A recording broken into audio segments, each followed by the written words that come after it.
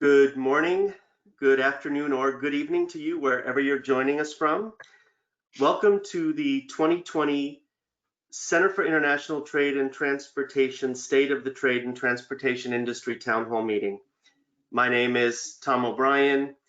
I'm the Executive Director for the Center for International Trade and Transportation at California State University, Long Beach, and I am also the Deputy Director of the MetTrans Transportation Center, which is a 22-year-old University Transportation Center partnership between Cal State Long Beach and the University of Southern California. This town hall is an event that CITT and MetTrans have been hosting annually here in Long Beach in Southern California since 1999. Its goal is to discuss issues that are critical to the industry here locally and globally, and we do it all in the spirit of education, which means covering sometimes contentious issues with mutual respect. The town hall has always tried to be inclusive when it came to the stakeholders around the table. In fact, this event started life as the ILWU town hall. This year, of course, the format looks a little different. But on a positive note, a virtual event means that we're able to welcome participants from as far away as Korea, Bangladesh, Greece, and Peru. And we're so pleased that you all are joining us wherever you are, near and far. The theme for this year's town hall is a COVID-19 supply chain report card, balancing perception and reality. While there's been a healthy and ongoing discussion regarding the challenges of the pandemic, and of course that includes empty store shelves, delays in shipments, including to the last mile, we want to make sure that the discussion includes the various supply chains and perhaps untold successes that might have lasting impact on the way these supply chains work moving forward. While we're virtual, we've tried to replicate the usually dynamic nature of the event. We'll share with you shortly a brief video to set the stage for the discussion to follow. This is one of the things that we think makes our town hall unique. And after this event, we'll be making the video available via our website and on social media for you to share and use as an educational tool yourselves. We've also solicited questions and comments via social media in the run-up to the event that we'll be sharing with you throughout the next 2 hours together. And we'll close with an award presentation that also has become part of the town hall, and more on that later. I want to thank the sponsors who have made the video presentation and all of this possible. Our major sponsors include the U.S. Department of Transportation and Caltrans through the Pacific Southwest Region University Transportation Center, our MetTrans Associates partners, LA Metro, the Port of Long Beach, the Southern California Association of Governments, Metrolink, HDR, Majestic Realty, Nixon Peabody, the Port of Los Angeles, and Houston Terminals. And our three special town hall sponsors, the Alameda Corridor Transportation Authority, the LA Customs Brokers and Freight Forwarders Association, and Watson Land Company. These were names that were on the slides that you saw, along with a list of associations who helped endorse this event by sharing it to their many members, and we thank you all for your support of this activity. I also want to acknowledge some special guests among the group of nearly 300 that we have registered. These include a class of 12th grade students from the Port of Long Beach Academy of Global Logistics at Cabrillo High School.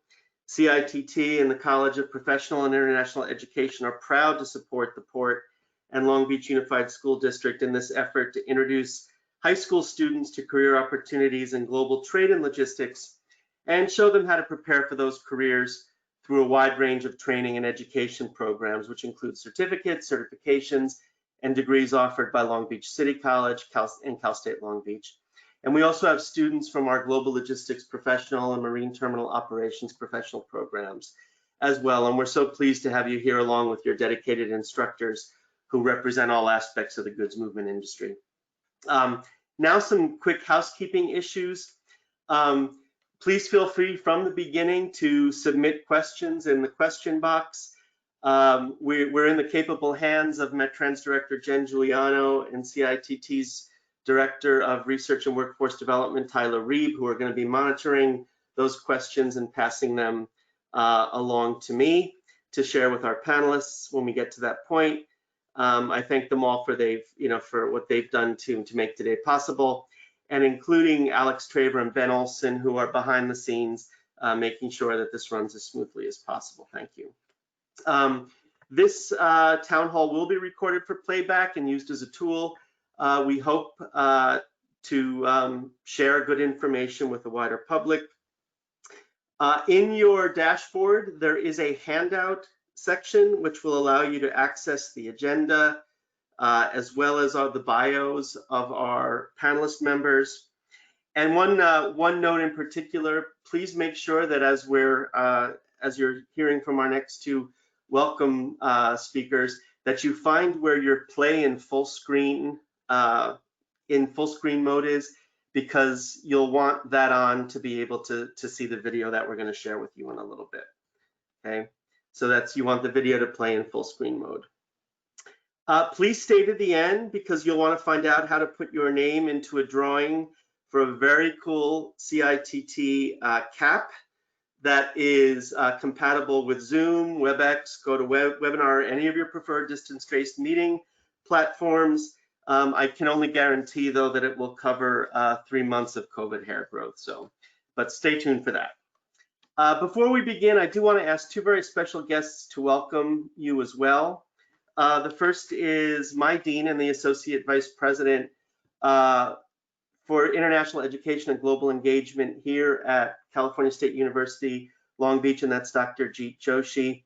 As associate vice president, he is the chief international officer of the university and responsible for overseeing self-support degrees, professional development and certificate programs, as well as online programs, the English Language Institute, and our international trade and transportation program. So, Jeet, if you want to turn your camera on and say a few words.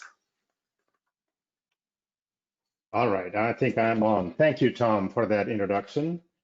On behalf of the California State University Long Beach, I would like to welcome you all to this 2020 CITT State of the Trade and Transportation Industry Town Hall meeting.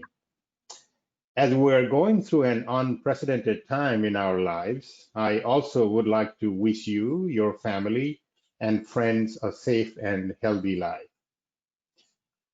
CITT and the College of Professional and International Education has been offering this town hall since 1999, which has received wide recognition and accolades from the goods movement industry, not only in the greater Los Angeles area, but from throughout the country. The university is especially proud to bring together professionals, industry leaders, and all other stakeholders through these town hall meetings to share and exchange information that positively contributes to the resolution of issues and conflicts in the logistics and goods movement industry. Cal State Long Beach is one of the largest university in the 23 campus CSU system.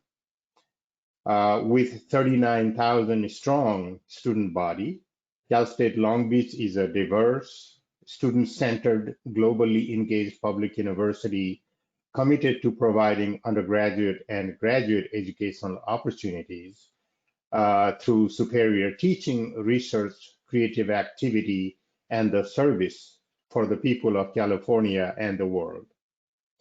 With its value of educational opportunity, excellence, diversity, integrity, and service, CSULB's core academic purpose is to graduate students with highly valued degrees.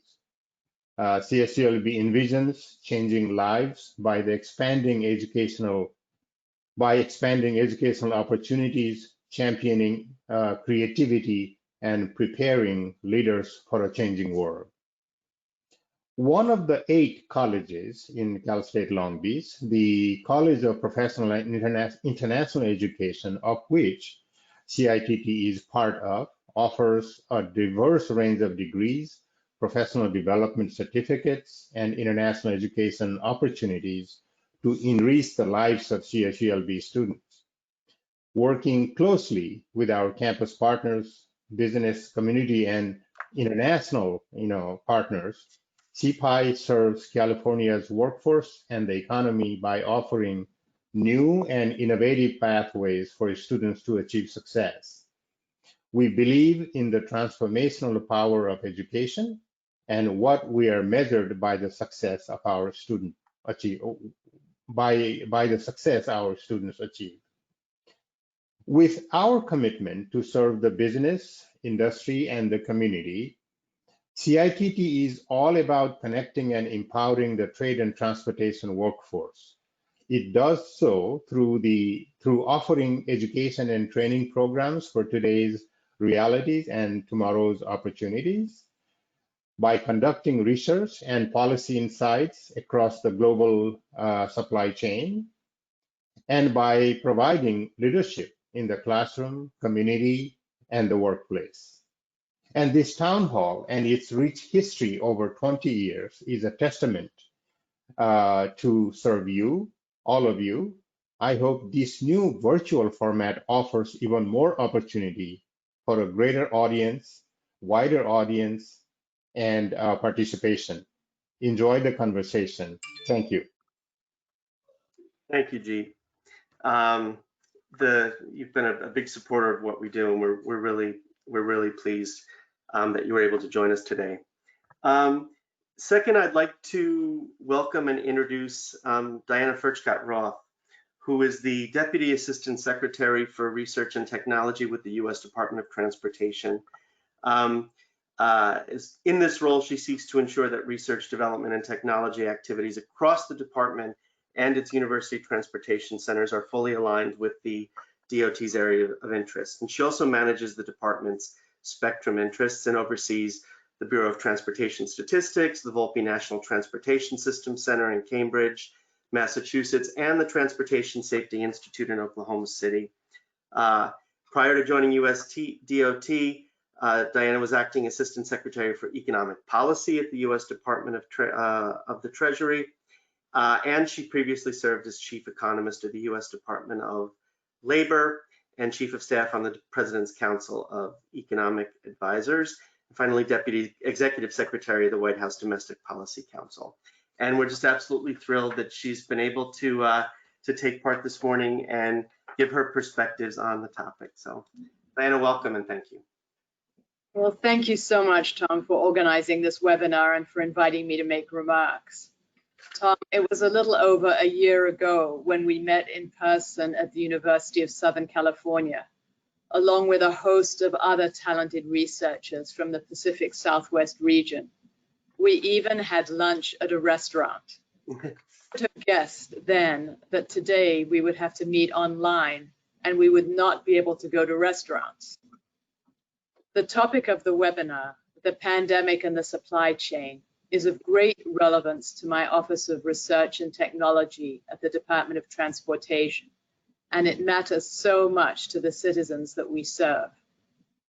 Thinking about such important matters as how we convey essential goods and services, home and abroad, and how we respond to tornadoes of a kind, reminds me of the great American icons we all know and love. To start, Dorothy's red ruby slippers from The Wizard of Oz.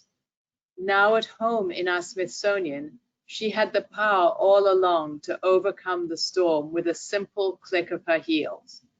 What a shining image of being able to overcome obstacles with ease.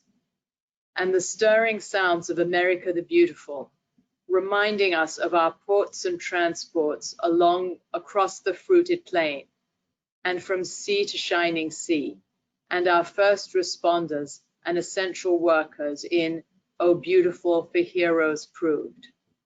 And finally, that other great chain, the great chain of being, inspiring us to be grateful for order in the world and the prosperity brought to us by such human developments as the supply chain. Now, the topic of today's town hall and panel discussion is the very supply chain and how the pandemic tested it in 2020, and what lessons we will be learning from it. That which doesn't break us makes us stronger, and I trust you'll be discussing some of the lessons echoing in our department hallways and over our computer lines. We need to reduce our dependence on overseas manufacturing, particularly on China, the largest manufacturer of goods and medical equipment in the world. As a September article in Fortune magazine noted, quote, "The COVID-19 crisis has illustrated both the soft risks, such as reputation damage, and the rigid risks, such as disruption of supply chains, of relying on China as a chief manufacturing hub," unquote. President Trump has pledged to make America into the manufacturing superpower of the world and end our reliance on China once and for all. The United States used to give tax incentives for companies to manufacture pharmaceuticals, chemicals, and computer equipment in Puerto Rico. My first job after graduate school at Oxford was going to Puerto Rico to evaluate the effects of ending that tax incentive, called by the exciting name of Section 936.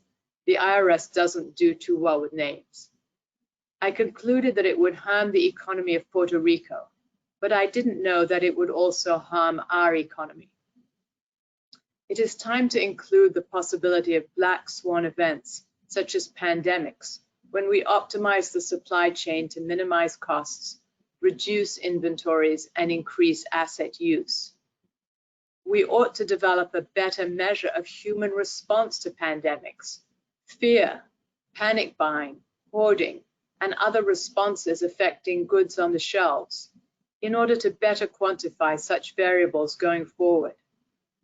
Just as we seek any port in a storm, transportation technologies can provide ways to avoid serious effects on the supply chain.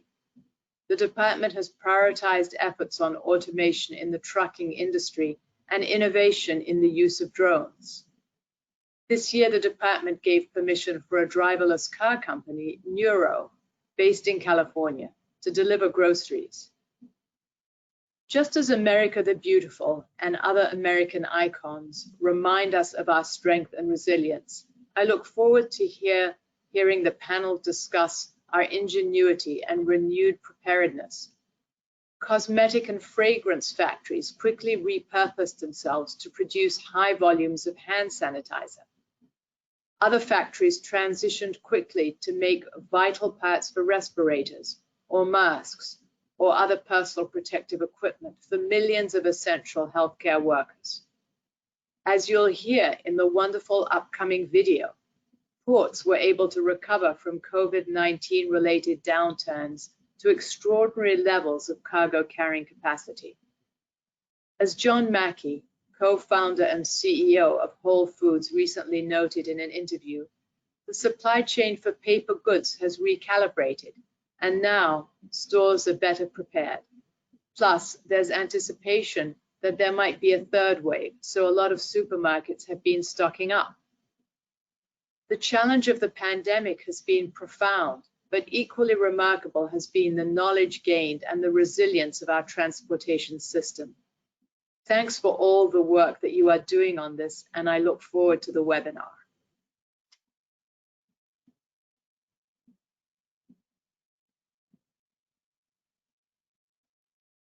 Thank you so much, Deputy Assistant Secretary. That was, you've set us up very well, I think, for the remainder of the discussion with a number of the items that you mentioned.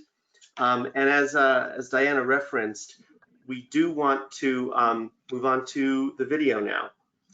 This is a town hall tradition. Thank you. These are videos that are produced by the Advanced Media Production Unit in the College of Professional and International Education at Cal State Long Beach. Dave Kelly and Dave Ferchgat, who produced this year's video, have won awards for their work in the past. And the teacher that I am, I actually want to begin with two focus questions. So we have a couple of poll questions, the answers to which are found in the video. So you have to listen and pay attention. So Ben, if you could put up the first of the two questions. right? How many sailings between Asia and Southern California were canceled in the first half of 2020 because of the pandemic? Was it 4, 40, 104, or 400? If you could make your selection, and we'll record the findings and the results, and then share with you the correct answer after the video.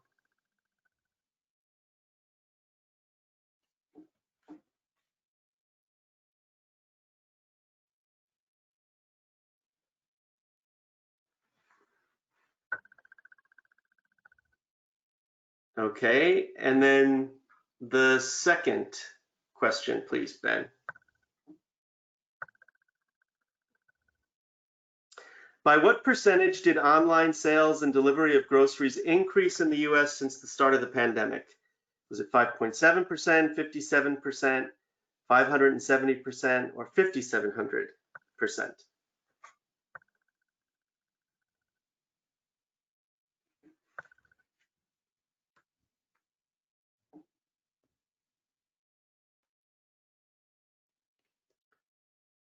Okay, and as I said, the answers to both of these are within the video, which we will share now. It's about 12 minutes. I think you'll find it highly informative, and I think it will stimulate the discussion of the panel, which will follow. Please.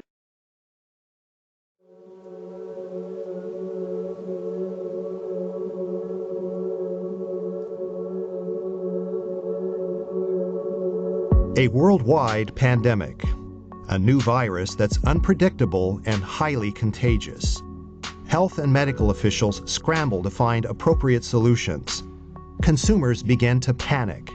The supply chain responds to rapidly changing disease dynamics, major shifts in priorities, and erratic consumer behavior. Federal, state, and local governments impose lockdowns. Seemingly overnight, a new normal emerges. What are the consequences for the logistics and goods movement industry from all these dramatic and rapid pivots in demand, supply, government action, and health and safety concerns?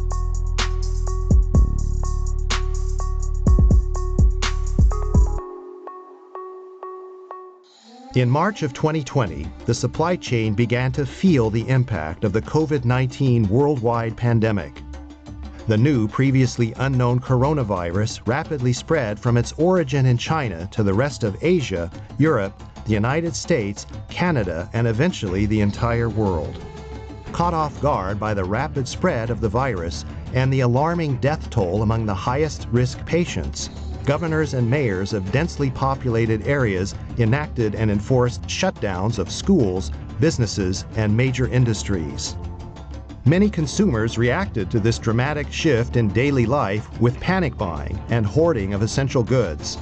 Bath tissue, paper towels, cleansing wipes, bottled water, plastic gloves, and various over-the-counter medicines disappeared from store shelves. Soon, online retailers also ran out of product lines and had difficulty replacing the items within reasonable time frames. Personal protective equipment, known as PPE, became scarce just as the demand from first responders and hospital workers increased exponentially. Vital food and protein items were the next to vanish from grocery markets. Meat, eggs, poultry, canned soup, rice, and beans were hard to find. Meanwhile, ironically and unfortunately, American farmers faced difficulty accessing distribution for many of their products in the early stages of the crisis and were forced to dump ripe, perfectly good produce and other agricultural commodities. One of the major reasons for this regrettable waste was the fact that 40% of America's pre-pandemic food consumption involved restaurants, fast casual dining, and other prepared meal vendors which had been closed through lockdown edicts. Agriculture faces rather significant challenges in distribution, both domestic and international. You may want those really cool Adidas shoes, but if you don't get them for a couple more weeks, well, you'll be impatient, but the shoes will survive. You start putting delays in agriculture, the product is diminished or destroyed, refrigerated or not refrigerated. There's a time sensitivity. Food which did make it to store shelves was cleared out within 2 days, a process which normally occurs in 2 to 3 weeks of regular consumption. Away from the grocery stores, suddenly the normal purchasing patterns of non-food products and big-ticket items ground to a standstill. Rising unemployment and cautious decisions to save financial resources in a tenuous economic and precarious social climate caused this second radical shift in consumer behavior following the first wave of panic hoarding. The closing of retail shops because of state government-issued orders to shelter in place also resulted in the shuttering of factories and warehouses. This phenomenon existed worldwide, exacerbating an emergency that, if only regional, could have been resolved more seamlessly with less disruption, less disorder, and presumably less finger-pointing. Perhaps the worst impact of the supply chain crisis involved allegations and instances of price gouging, opportunism, withholding of essential products, and hoarding for purposes of future sales at higher prices. Some hastily sold products, such as new hand sanitizers, actually included harmful or toxic chemicals. Other items were falsely marketed as effective cures or treatments for coronavirus. Given this litany of concerns during the COVID-19 pandemic, how well did the supply chain, or more accurately, the various and diverse supply chains, perform? How did they adjust and adapt to the abruptly changing conditions? Could any of these crisis points have been anticipated? Should there have been better preparation for such a random worldwide event? And what lessons have been learned which will inform future crisis management planning? If people want to talk about a supply chain failure, was this that you intended to get something from overseas and you were unable to do so? Was this that you intended to get something domestically and you were unable to do so?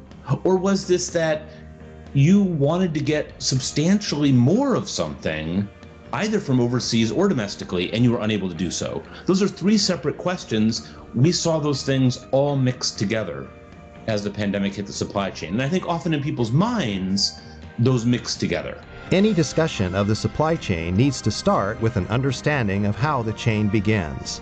The supply chain always begins with consumer demand. If a product is strongly desired or needed, the supply chain will produce it and deliver it from the factory floor to the retail floor as quickly as possible.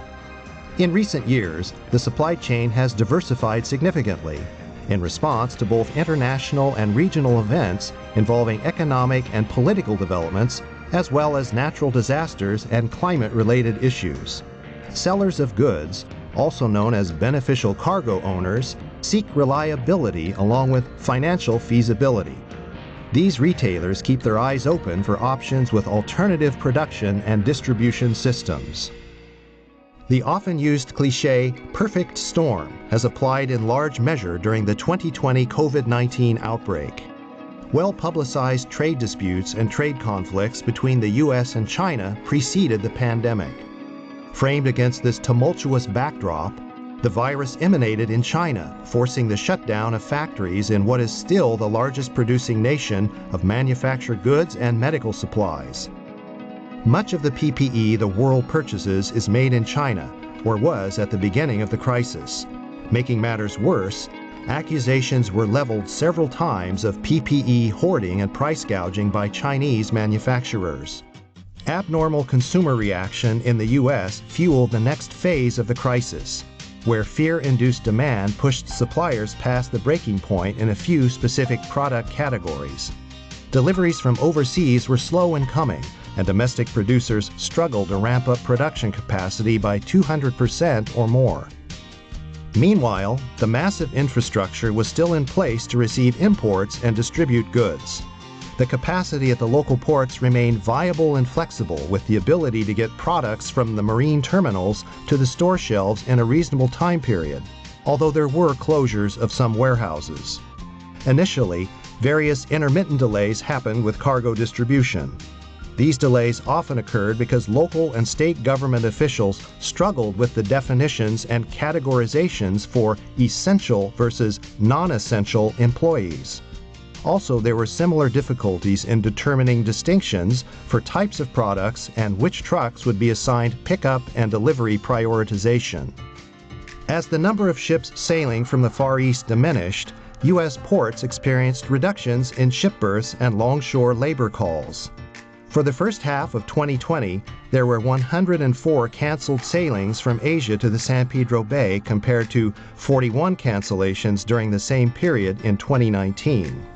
Recessionary pressures have dampened consumer spending, reducing cargo handling by double digits, possibly leading to a 15% decline by year end. Labor shift work has been down by as much as 18% at the docks. If you look back at March and look at our volumes, we were down about 30% in cargo volumes. If you look at July and August, these ports processed more than 1.6 million TEUs. So we went from a very low number to a dramatically high number. So that shows this huge flexibility that we have at the gateway of Southern California.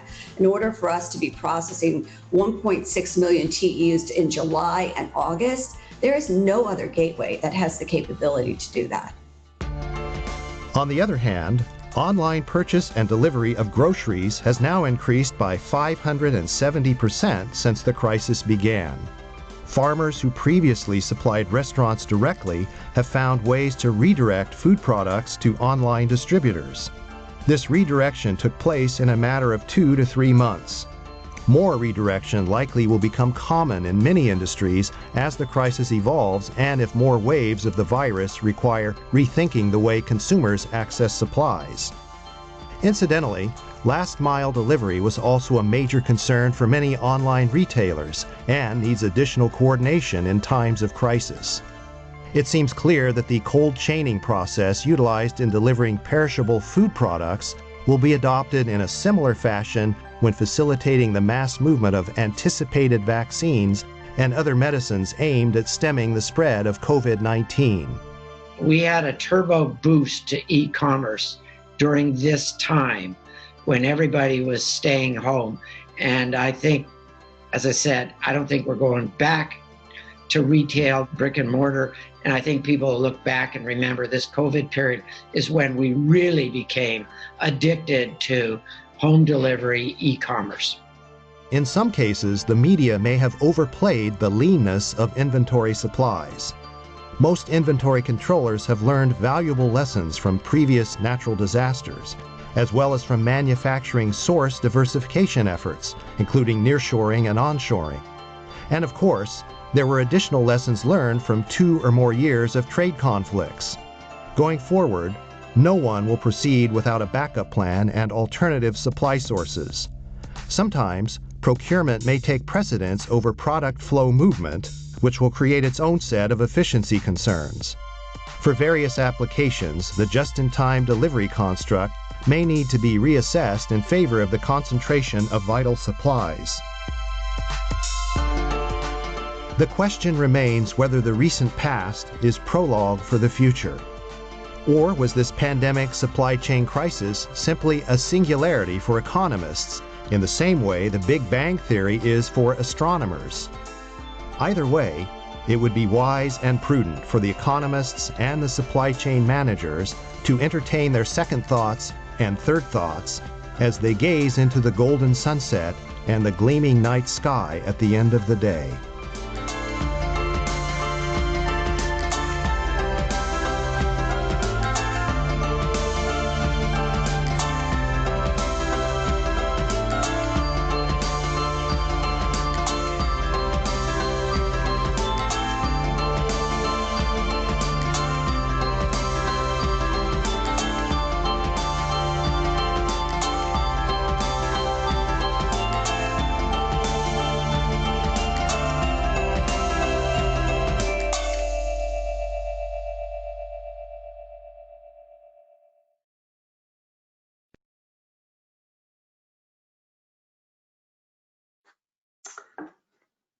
Okay, thank you. Thank you, AMP, Dave Kelly and Dave Pleskett for the video. I know it's given us a lot to discuss. While I ask the panelists to turn on their video cameras and get their mics ready, I just want to let the people know who's going to be part of the discussion for the next hour or so. We have Leslie Blakey, who's the president of the Coalition for America's Gateways and Trade Corridors, and also, I think important for this discussion, a member of the advisory committee for the Department of Commerce on supply chain competitiveness. Carla Fernandez Borges, who's Supervisory Consumer Safety Officer for the Office of Enforcement and Import Operations, Division of West Coast Imports for the U.S. Food and Drug Administration. Donna Lem, who's Executive Vice President of National Sales for IMC companies. Lieutenant Commander Kazu Okamura, who's an import specialist with the Office of Enforcement and Import Operations, also Division of West Coast Imports for US FDA. And finally, Bobby Olvera Jr., who is International Vice President Mainland for the International Longshore and Warehouse Union. The first question that I wanted to ask this group is related to the title of the event, which is about the supply chain report card and what grade you would give. And we have a poll that actually we asked the participants to get us started on what grade they would give the supply chain. So Ben, can you put that question up? So what grade would you give the overall performance of the supply chain in the wake of the pandemic? A, B, C, D, or F? This is a question that we asked via social media before. And I'll share with you the results once we see the, once we get the results from Ben.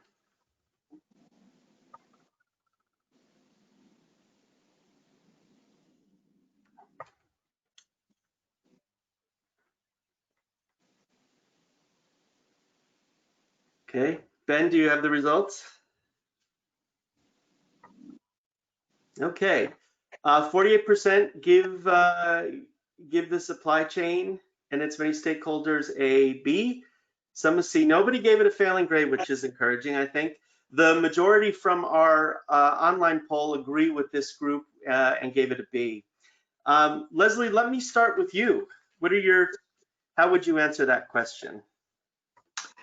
Well, thank you, Tom. I would like to be able to give you a definitive answer, but I think the issue of how well the supply chain did in the pandemic is a really multifaceted question. The video highlighted the way that particularly the San Pedro ports were able to respond with a great deal of resiliency, working together with their partners there, including ILWU that's represented on this call.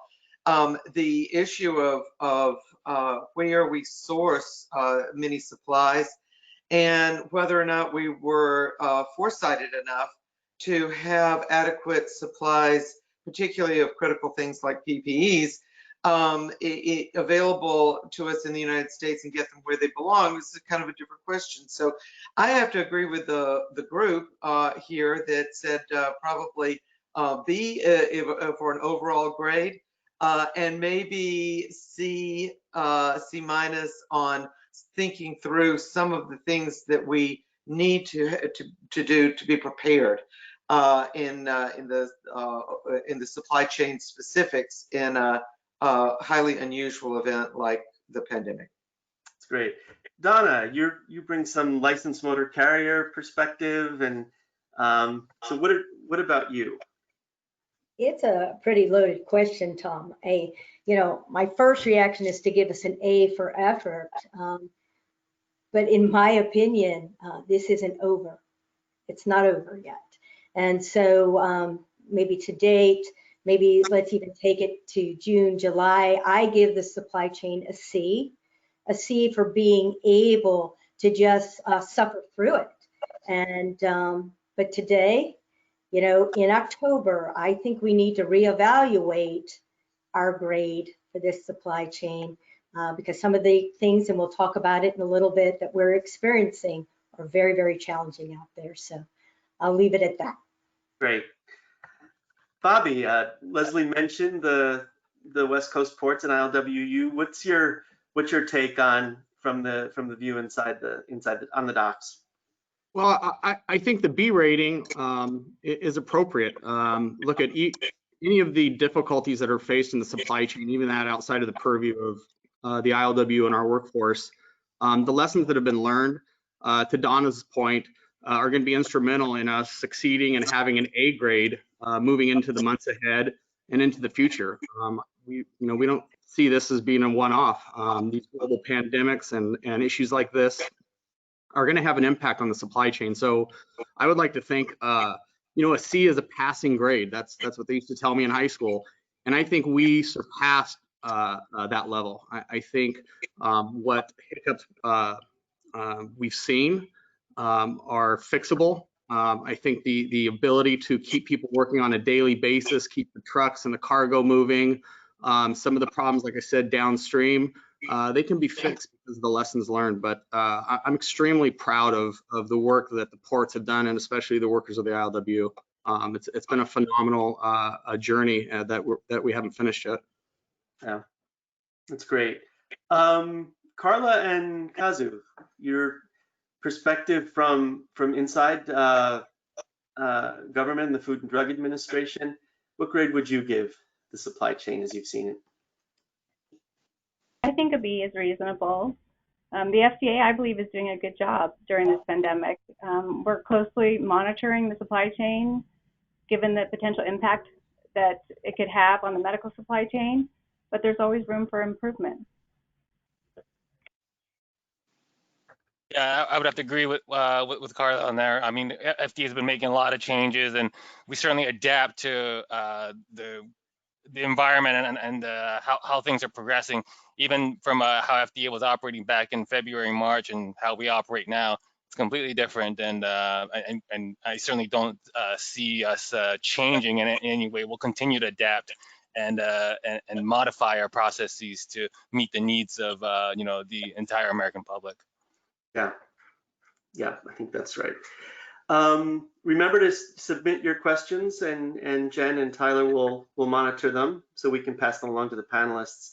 Leslie, I want to go back to you because apart from your day job, right, you also play a role as a member of the U.S. Department of Commerce Advisory Committee on Supply Chain Competitiveness. And one of the things that we're sort of talking around is the question of disruptions in the supply chain and what it means to us as a leader in global trade. So I think the first question is, it would be helpful for the audience to understand a little bit about what the committee does, and then maybe talk a little bit about how you responded when you first saw the impacts from Asia in late 2019, early 2020. Sure, yeah. Well, the Advisory Committee on Supply Chain Competitiveness is one of many what is called FACAs across the federal government. FACA is the shorthand acronym for advisory committees, and it comes from the name of the law that established the ability of the federal government to reach out to industry and other members of the public, organizations who have expertise in a particular area that can help the federal government better understand, rise to challenges, meet the needs through its various departments of the public, and not be disconnected from what's happening in the real world, in industry, and in the many areas that the federal government interacts with localities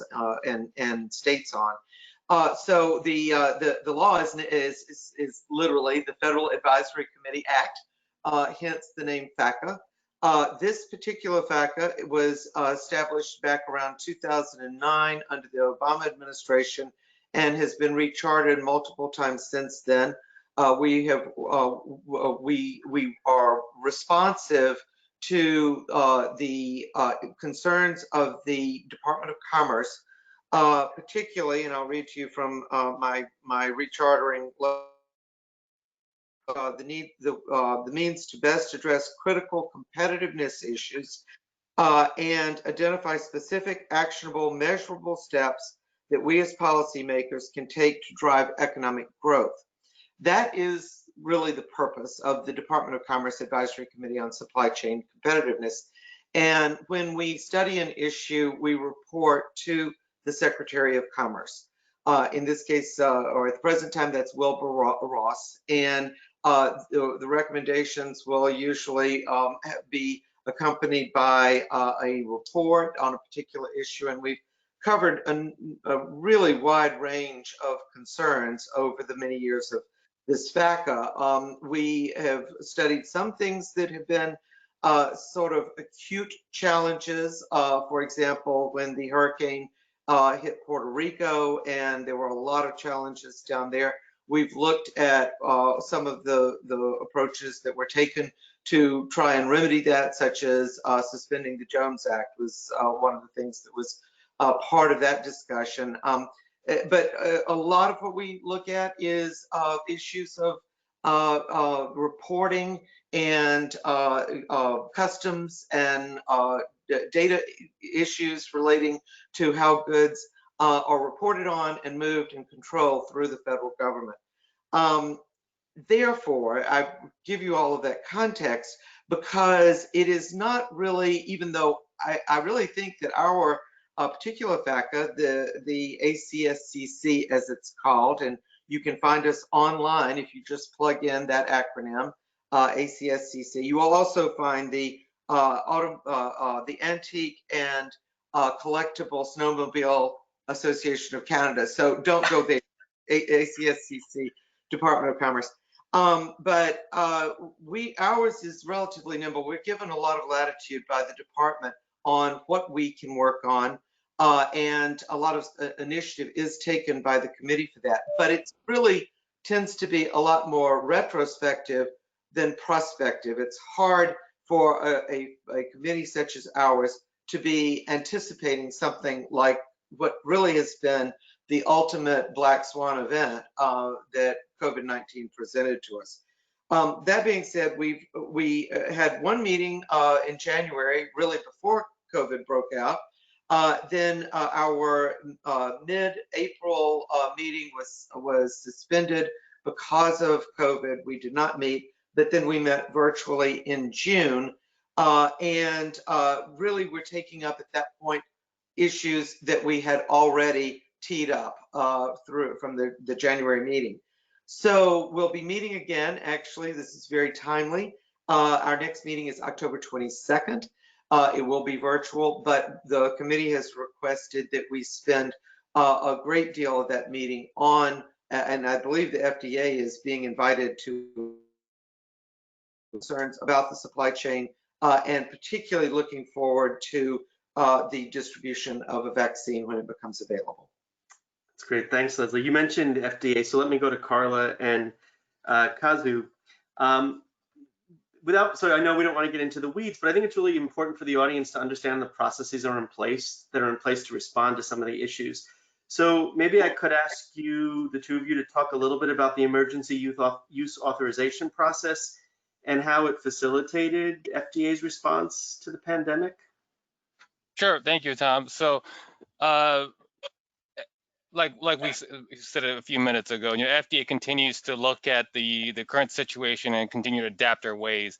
Well, one of those ways that we've learned from past pandemics and outbreaks is that we need to change sometimes our processes to make sure that medical countermeasures, such as any medical devices or any drugs, can actually get to the consumers and to the healthcare setting as quickly as possible without minimizing some of the safety measures that we have put in place.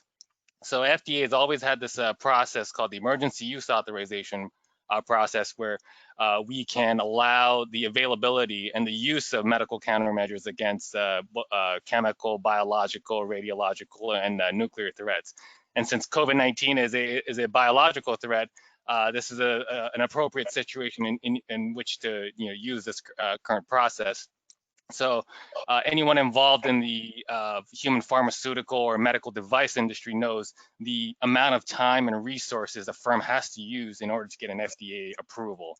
So it could take from anywhere from months to years, and a lot of money that that firms have to invest to show the safety and effectiveness of a particular product that they're producing.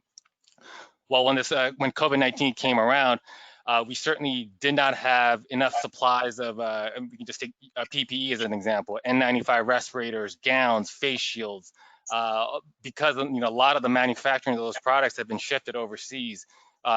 We immediately, saw a shortage of those products here in the United States, and as well as pretty much any other country around the world that was combating this issue.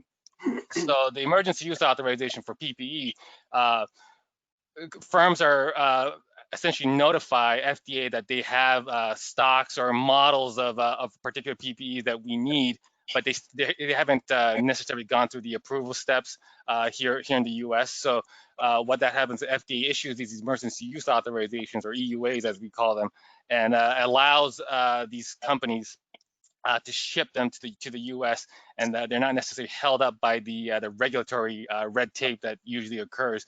And in normal situations, we have those barriers in place to really make sure the consumers are protected.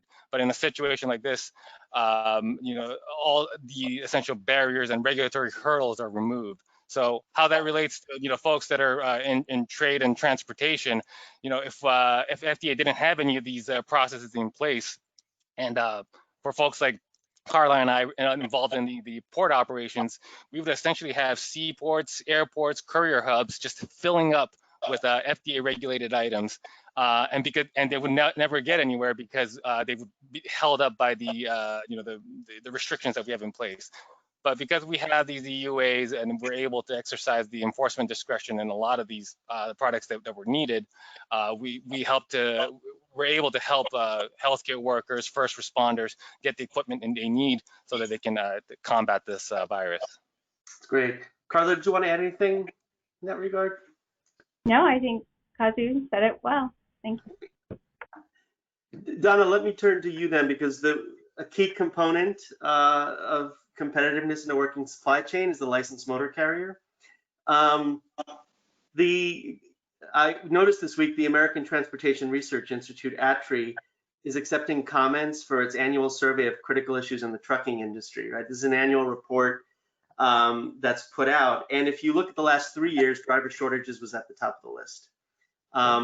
And economic issues even were behind things like hours of service, impact of hours of service regulations. What do you think is going to be at the top of the list when the 2020 report is released? I think what's going to be at the top of the list is driver shortage. I think we're feeling that more than ever right now. I think every port in America, every railhead in America sees the driver crunch. And so I'm going to put that as number one. And I'm going to say, Tom, closely followed, frankly, by congestion and bottleneck concerns. I kind of alluded to maybe we need to stop and maybe look at where we are now after many, many months in this crisis. And I think if I could just for a minute give you maybe some perspective.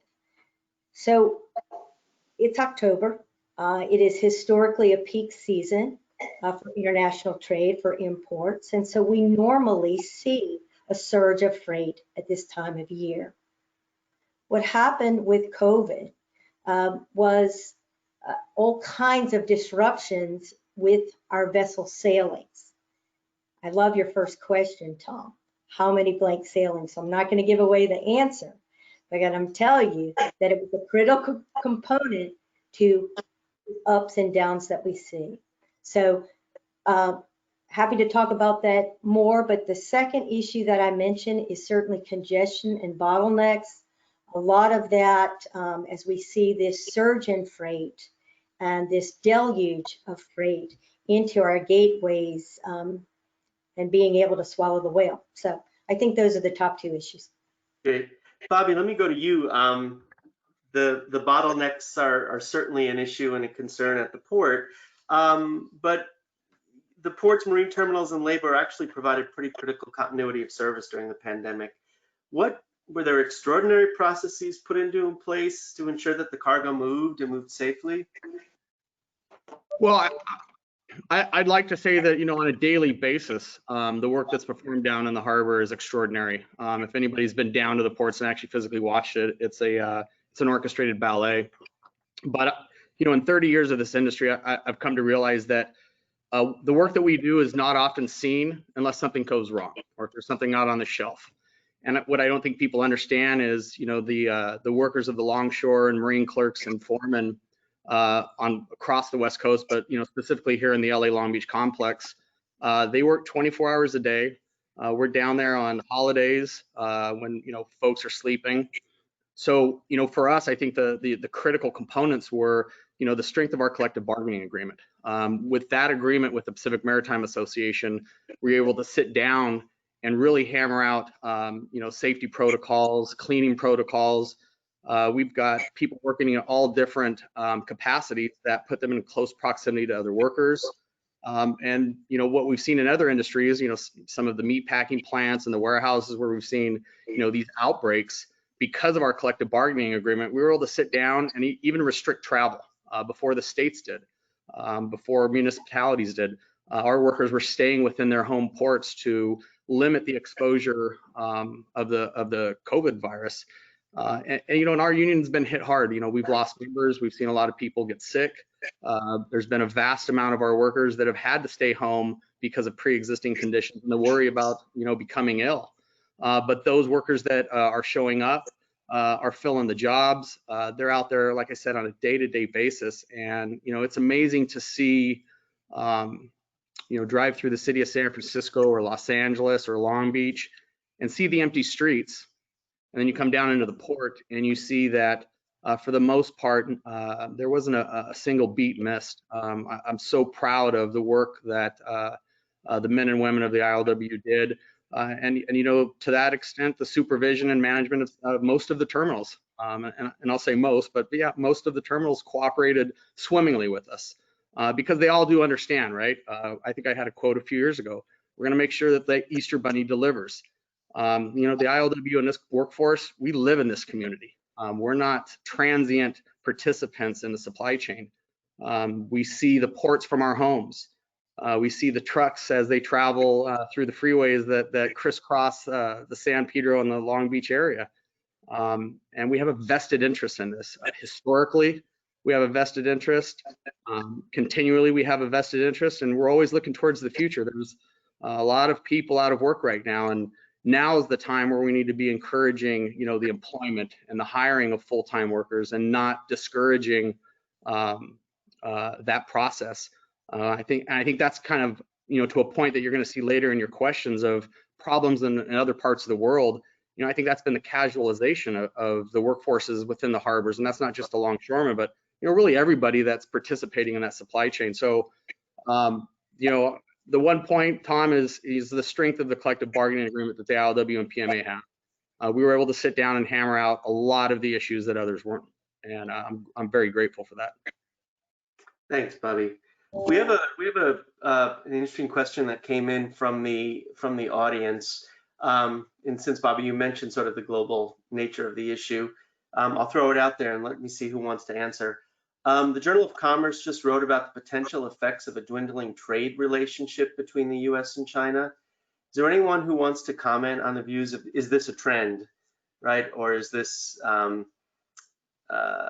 is it sort of, I guess, more of a blip? Anybody want to comment on that? I'll just make a comment. I mean, what we saw, clearly we saw alternative sourcing immediately, and we saw Southeast Asia, for example, sourcing some of the products that were sourced out of China. And we also saw a lot of risk management going on. And so this alternative sourcing to Southeast Asia, diversification of port gateways, those are the kind of things that we saw as a motor carrier servicing the entire United States. Anybody else want to add anything to that? No? Okay. Think of anything we can certainly add. Bobby, you also mentioned regional issues. So I did want to open it up and ask if, in addition to the fact that there are multiple supply chains, we have different regional responses, we have different governance approaches in the regions. Are there any, or have you observed any regional differences in the way the supply chains responded to the pandemic? Was that directed at me, Tom? It's open. I'll take anyone. And I mean, Bobby, you've given your position, right? You can see different ports, right, in operation in different places. Correct. And to that point, again, we have a coast-wide agreement. Our collective bargaining agreement covers, the 3 states on the West Coast. And, we were able to set standards, but also in some of the areas, they were able to modify to, best practices in a sorts. I guess I would lean on some of the other panelists to answer that question. The regional differences, look at LA Long Beach, everything here I think worked swimmingly. I said a B earlier, I'd like to say an A- because everybody came to the table to facilitate getting the job done. I mean, that means the Port of LA, the Port of Long Beach, staff there, the ILWU, the marine terminal operators, and even, those that we don't normally see eye to eye with, like PMSA. I mean, everybody was in on this together. So here in LA Long Beach, I think the reaction was exactly what it should have been. Donna, you may have some thoughts on what you've seen from your world in Memphis and knowing that IMC operates everywhere. Well, I'll give you some general observations, if I could. I think in the earlier months, what we saw, for example, in the Gulf, we saw extreme equipment shortages. So, we've got this huge workforce, and it's just like Bobby said, men and women who come to work and want to do their job. And they're coming to work and want to do their job, but the containers aren't there. Where are they? It's because the vessels aren't sailing. And so we saw this phenomenon throughout the Gulf of equipment shortage extremely, right? Not so much on our East Coast or our West Coast. We saw some big hiccups, excuse me, in New York, New Jersey area, but that was compounded by a storm. So another blip, that immediately a natural disaster that impacts our supply chain. So I think there's merit to a discussion about regional differences, not so much on how we responded, because it's like you said, Bobby, we all showed up for work wanting to do our job and all in good faith. It becomes an issue of perhaps multiple factors beyond everybody's control that we may see regional differences. And we've talked a lot about it. We've suggested that flexibility has been one of the hallmarks of this response. Carla, let me ask you.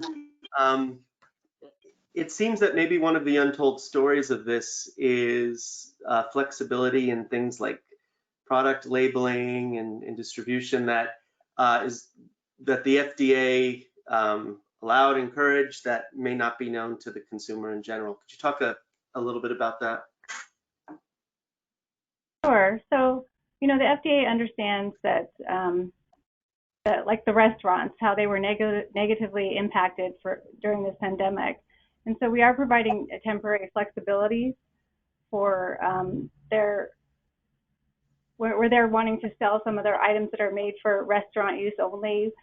We're not requiring certain nutritional facts panel. We're allowing them to sell directly to the consumer without having to change the labeling. We're also, as far as food manufacturers, the FDA has provided temporary and limited flexibilities in food labeling requirements.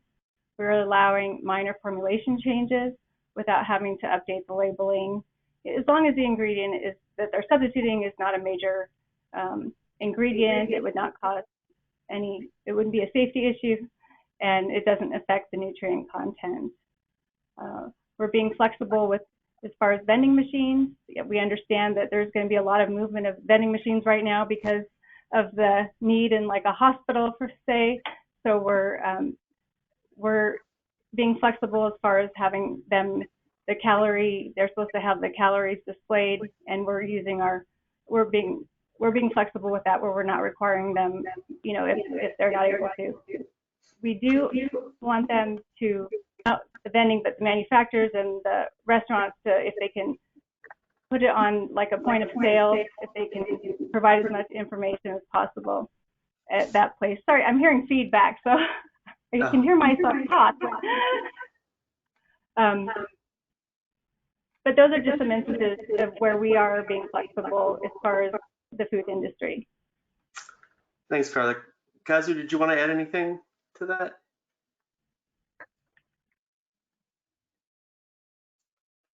No, if we lost Kaz. No, I mean, yeah, I mean, I certainly agree. There's a lot of changes that the FDA has undertaken, and you know, I certainly wouldn't be surprised if, you know, if there are additional waivers or temporary policies that are issued from the headquarters level, not just with, you know, food or food labeling, but with maybe, you know, the other products that we certainly regulate. We have a question actually that came in from Korea, where there's an observation that there was a rapid increase in deployment of technology-based solutions to facilitate responses to the pandemic. And I think this includes at the site, at the point of delivery, but also in trucking and in general supply chain coordination. Is this something you've observed, or, you know, increased use of technology, or maybe an acceleration of processes that were already in place?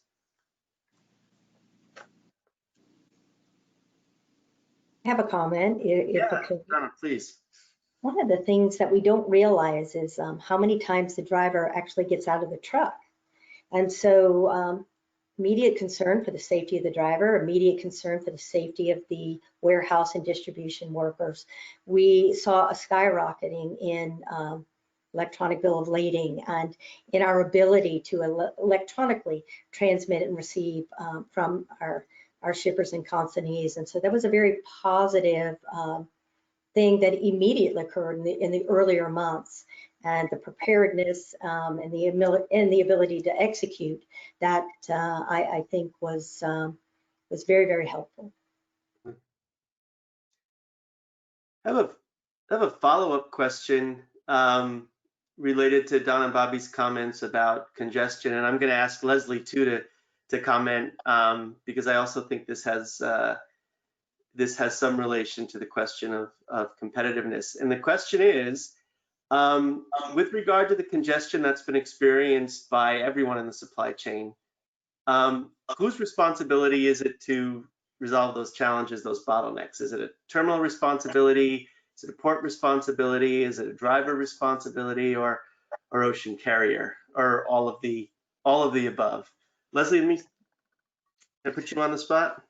Well, you can, but I'm afraid the answer may not be terribly satisfying from my point of view at the federal level, which is that I think that the federal government does not see it as its responsibility.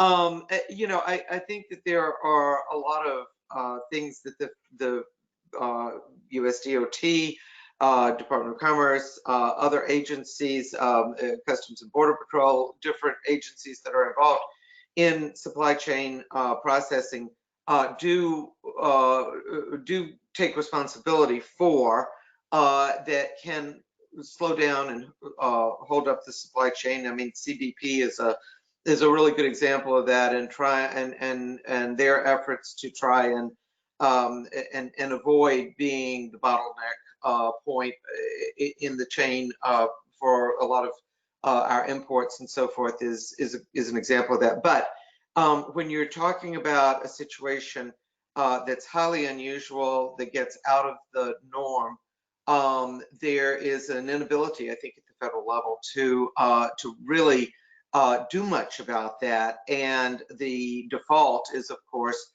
that the individual organizations that are already coordinating to get goods from ocean to land to carriers toward the heartland is that those players will be the main actors in resolving those problems.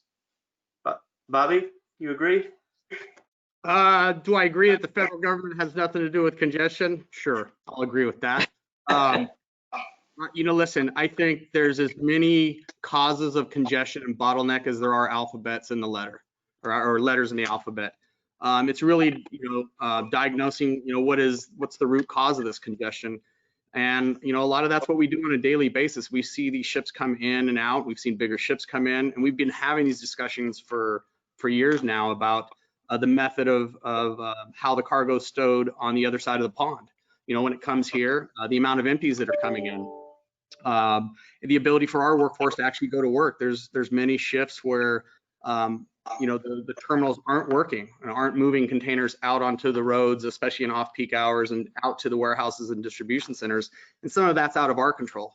Some of that is predicated on the distribution centers themselves when they choose to operate. And some of those instances, I think, are the lessons to be learned here, where if you invest what you need to on the front end, you're going to see real good results on the back end. If you keep the warehouses open, when you know that you have these pushes coming, when you know you have empties being returned and some of the equipment displaced out in the Inland Empire, the warehouses and the distribution centers have to remain open, if not to work inside the warehouse, if only to allow the truck drivers to bring the cargo, dump it inside of the gates of the warehouse, and return to the port.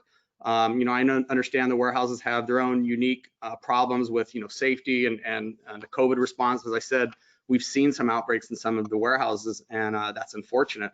But again, with these bottlenecks and the congestion, there's a multitude of reasons, and I think it's not putting a blanket, hey, this is how we're going to fix congestion. We're going to have it regulated, or we're going to employ this type of technology, or we're going to do this, and it's going to fix everything. There is no miracle cure. There's no miracle fix for this. It's really staying on top of it, being proactive, and having this dialogue to address situations as they arise, to have as much view on what's coming down the road as possible, to prepare both yards, trucking schedules, rail schedules, equipment availability, and not just the chassis when I talk about equipment availability, but the equipment that we use to load and unload containers. So again, as bad as some people may see the congestion right now, let's think back when we had 20 ships sitting offshore, when the employers locked the ILW out of our jobs, when they stopped working the night shifts in 2014. We're used to this. We just have to have an honest movement forward of looking at the problems, diagnosing them, and coming to real world solutions, rather than pointing the finger publicly or in some of the periodicals. Dominic, I'll give you the last word on this. Well, I do think there's a multitude of factors that are involved in this congestion and bottleneck issue. And to answer the question, I think we're all accountable. Every single one of the players in the supply chain is accountable. But what we need, and I believe that we need, is true transparency. And as long as we can share openly, candidly, and all of us are at the table, and you have to step out of your silo and understand that this isn't just about me or you, it's about all of us. And it's that forum. And while it might not be the federal government dictating how we're going to do it, if one of the players in the supply chain isn't at the table, it doesn't work. And so I'm going to leave you with, we need full transparency and accountable from all stakeholders at the table. Leslie, it looks like you're. I have one more thought, but I have to switch hats. And that way I put on my hat as president of the Coalition for America's Gateways to Trade Corridors, because our organization has been working to help Congress and the administration understand the necessity of having a robust infrastructure to support our supply chains for the last 20 years. So this is a long-standing argument of mine, which is that one of the really important elements that has to be there when we have an unusual event, when we have some kind of disruption, is that we need the infrastructure, and I'm speaking of physical infrastructure in this case, in place to be able to have resiliency, to have redundancy, so that if you have issues in one place, you can get around them by going to another place. And the problem is that we tend to only invest for what we need for ordinary operations right now. We're not very good at anticipating the future, and we're not very good at saying, well, let's spend a little more and make sure that we have the kind of robustness in our supply chain infrastructure that will support our needs and the demands of the customers of our supply chain throughout a black swan kind of situation. And I think that this is something, the COVID situation is an opportunity for us to make that point again to the federal government that this is in the interest of our national economy. It's in the interest of our entire national public. It is not something that depends only on individual players. It depends on our collective appreciation for an investment in supply chain infrastructure. Yeah, I want to sort of follow up on that. One of the comments that came in advance from Paris, from France, actually commented on the role of the city in helping to establish a web interface to facilitate coordination between delivery companies and stores that wanted to offer delivery companies. And a number of you have touched upon some flexibility within the public sector, within government operations as part of this process. And I guess the question is that going to be the case moving forward? And are there other innovations that we may not be aware of, like, you know, the city facilitating a web interface that government at either local, state, or national level has put into place in the result in the wake of the pandemic? I guess the first part is, as I said, is do you see a flexible approach to business being part of operations moving forward? So maybe Carla or Kaz, I'll put you on the spot about the way FDA will look at the processes and procedures moving forward. Well, what I can say is that many of our changes are temporary changes, but I do see, given the circumstances, that, you know, we will be improving and working on some of our processes and probably taking some of our lessons learned from this pandemic moving forward to improve upon our processes. And I'm not sure if Housekeeping wants to add anything.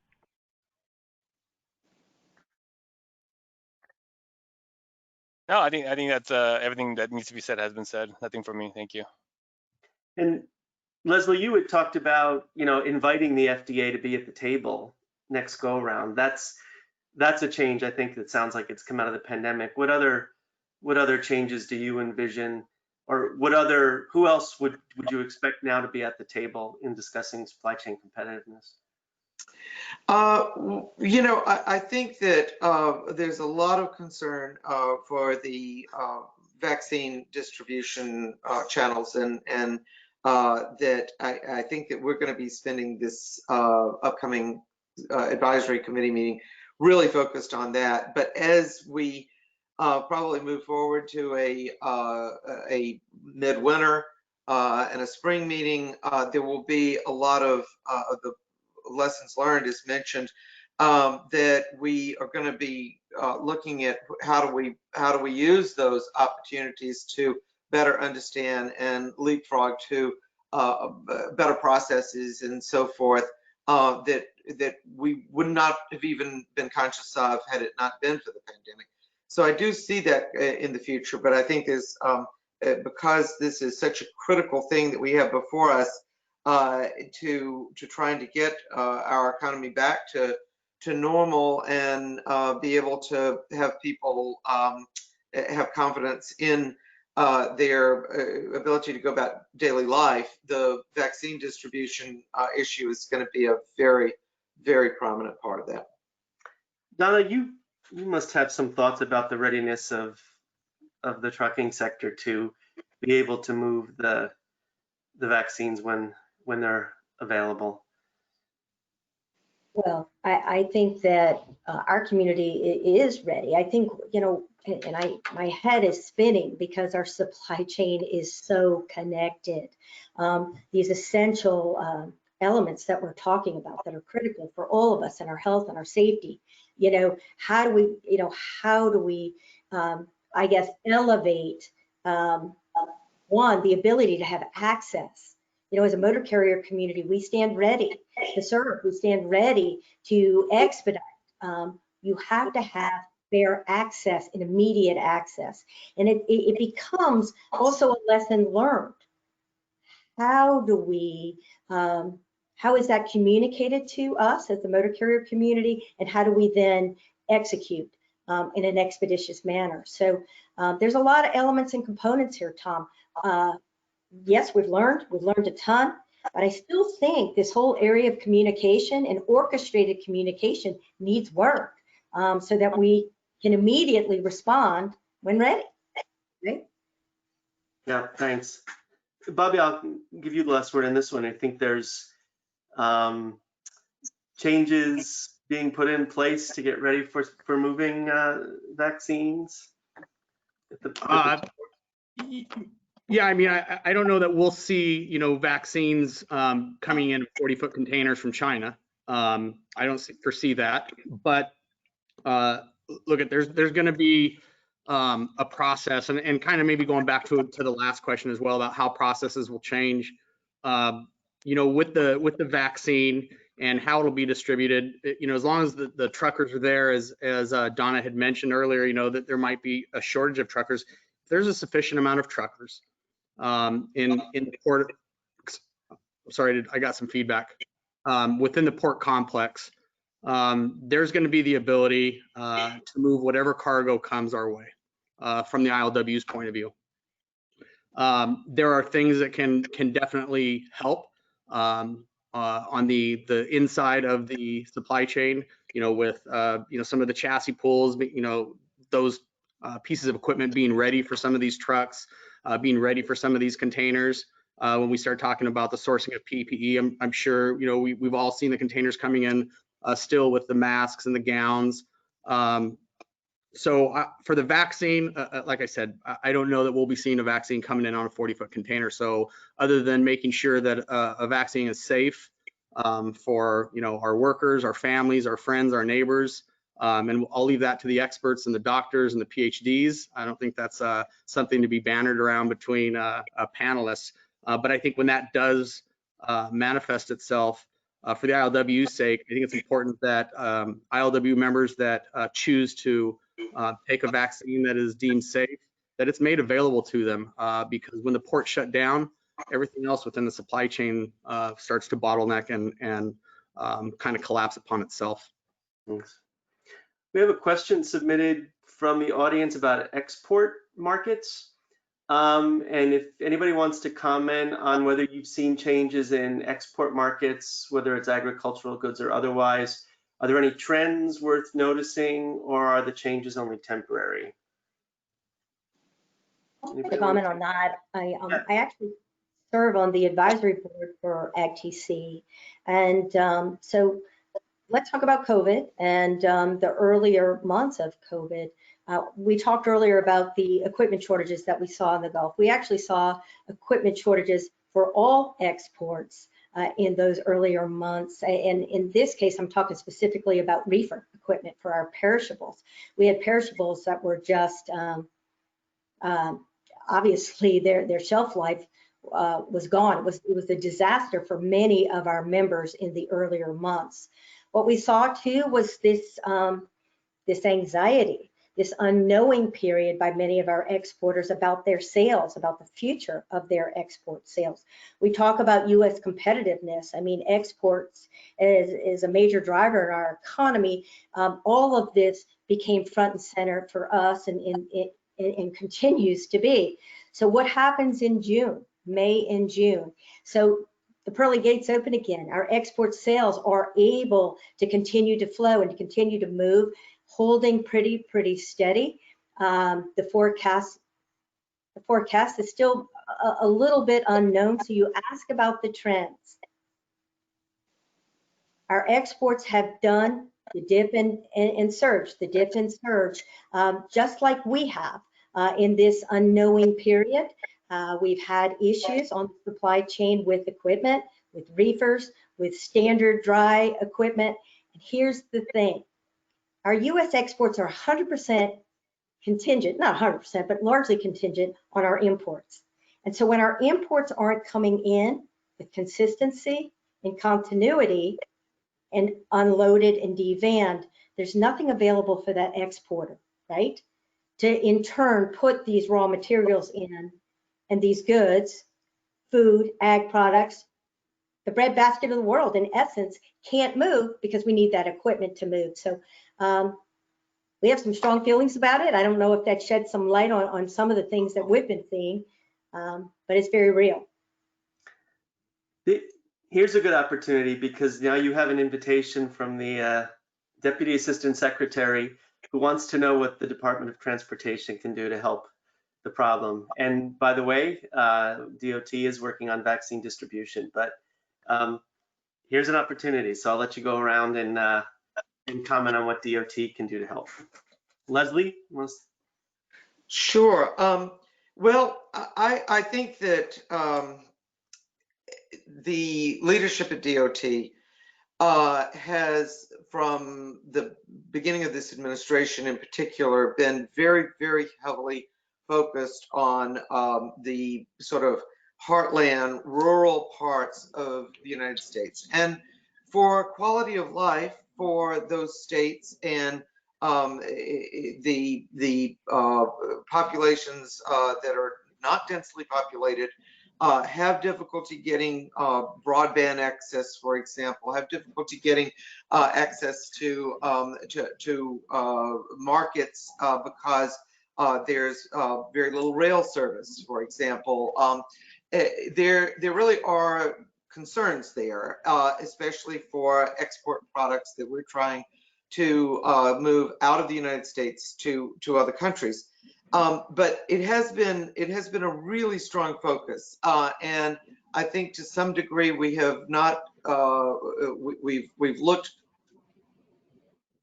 and not been looking as closely as we need to be able to respond to the current crises with our more densely populated urban areas throughout the perimeter of the United States, particularly on the East and West Coast. So I think US DOT needs to use this opportunity to refocus a little bit and take a more holistic approach, because I think there's been a sort of a philosophical drift toward rural needs over urban needs, and we need to. Anybody else want to make a request?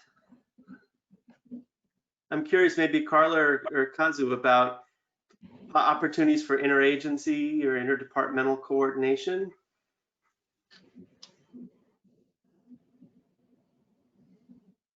Well, thanks, Leslie, for those remarks, and I will certainly see if I can incorporate those. Hey, Diana. Anybody else want to comment? Tom, I would just say, listen, the Department of Transportation, although, it's not covered under their guise, they have an ability to advocate for certain issues. And I think one of the major issues that affects a lot of what we've talked about here today, but it affects this industry tremendously, is the siphoning off of the HMT. We generate the majority of that fund here in the LA Long Beach Harbor. And if you look historically, and it's a documented fact, if you look historically at where the distributions of that money are going, that money's going to ports on the East Coast and on the Gulf.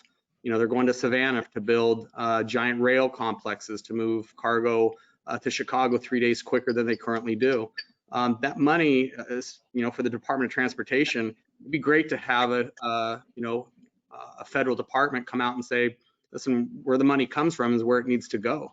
I know there's projects other places in the country, but when you are essentially taxing cargo and customers coming into the LA Long Beach complex, and then not utilizing that money to improve upon the infrastructure of the port itself, that's a disservice. That's a cost that the customers that are coming into the ports of LA and Long Beach aren't seeing returned to them. So if the Department of Transportation could knock on some doors in Washington, D.C., and I think focus on some real world solutions, that would be of tremendous help. Diane, I want to give you a chance to respond if you'd like. Oh, yeah. Well, thank you very much for those suggestions. And what particular things could we be doing to help in the densely populated areas? We started the rural initiative because we thought there was not enough attention paid to rural areas. So that was why we started it. So I would just like to say that. And so I'd be interested in specific suggestions of what we could do to help with the perimeters. Also, I think that some of the funding going to the East Coast is because in the past there has been some problems during the West Coast port renegotiation of the labor contracts, which have shut down the West Coast ports. And so some carriers want to be sure that they have access to East Coast ports because of that. But I do take your point, if everyone is being taxed, then the funds should be equally distributed. I also just want to say we're working on problems with vaccine distribution. One problem is that some of the vaccines are going to have to be transported at very low temperatures in very, very particular conditions. And so we're working on those challenges. Over. Thank you. I'm noticing lots of questions still coming in, and what since we can't get to them all, my commitment is we'll share some of these with on social media to engage a deeper and broader discussion. There are questions about nearshoring and reshoring. There are questions about global food supply chains. But I want to close with one question. And Ben, if you can get the clips ready. We asked some community and some of our students from the Academy of Global Logistics at Cabrillo High School to give us their thoughts on how they engaged with the supply chain during the pandemic, what their view from the ground was, and their interactions with essential workers. So the question I'm going to set up for you after we show you a couple of comments and clips is, have you seen or how have you engaged with the essential workforce for each of your sectors? Because you all in one way or another are doing that. So we've had comments from students that include supply chain workers providing extra hand sanitizers, family members who are essential workers who have observed the supply chain from the perspective of a parent who might be in frontline delivery or in healthcare. We had a comment about a parent who's a construction plumber and who's had nonstop work since March. And then my favorite was the value of pizza delivery services, right? But Ben, we have two quick clips. One is from a local nonprofit, and the second is the message from the students of Cabrillo High School to essential workers. Hello, Victor Sanchez here with Community Family Guidance Center, a local mental health nonprofit agency providing services to children of Southeast LA County. I would love to take this moment to thank all our supply chain essential workers for continuing to bring resources to our community. One positive experience we've had was when we were the recipients of 1,000 masks through the Love LA project. We've been able to put those masks to good use, providing them to children and families here at CFGC who either can't afford one, have the wrong size, or have simply forgotten them. Again, thank you for everything you do. Take care.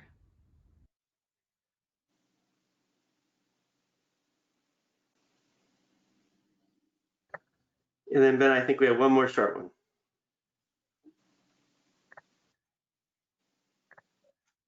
Hi, this is Lady Balut, a junior student of Academy of Global Logistics at Cabrillo High School. We'd like to take this opportunity to thank all the supply chain workers. Living in quarantine wouldn't be possible without all of you. Take care and stay safe out there. Thank you. So the last question then is, anybody want to comment on how essential your workers are and your sector is to the supply chain? Go around quickly. Donna, make a case for the LMCs. Well, first, thank you to the students, and we will take that gratitude back to our drivers.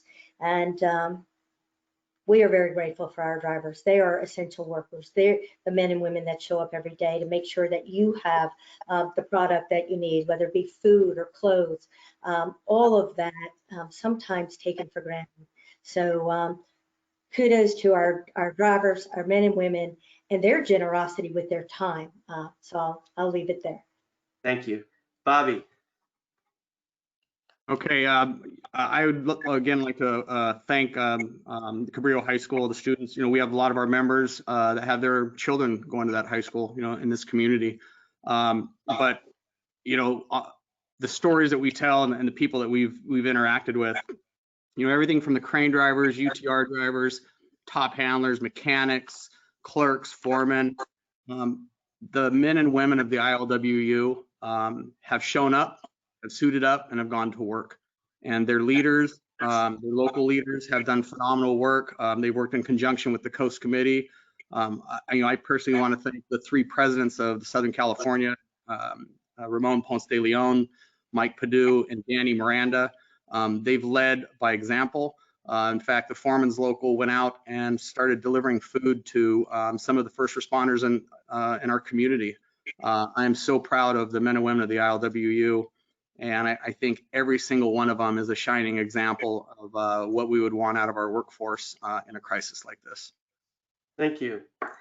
Lieutenant Commander and Carla, I think we forget often the role that the public sector plays in making sure all of this happens. So I want to give you a chance to talk about your workforce.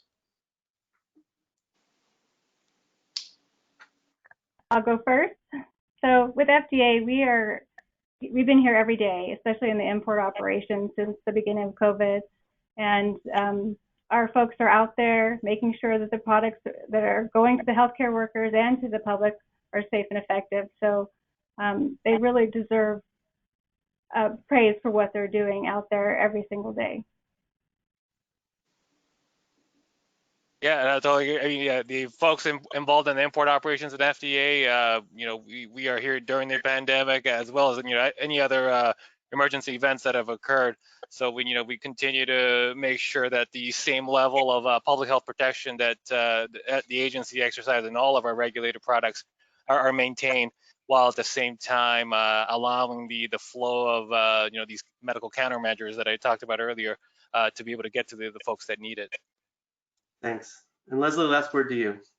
Well, I'm just going to mention from the standpoint of a system user, just an ordinary citizen.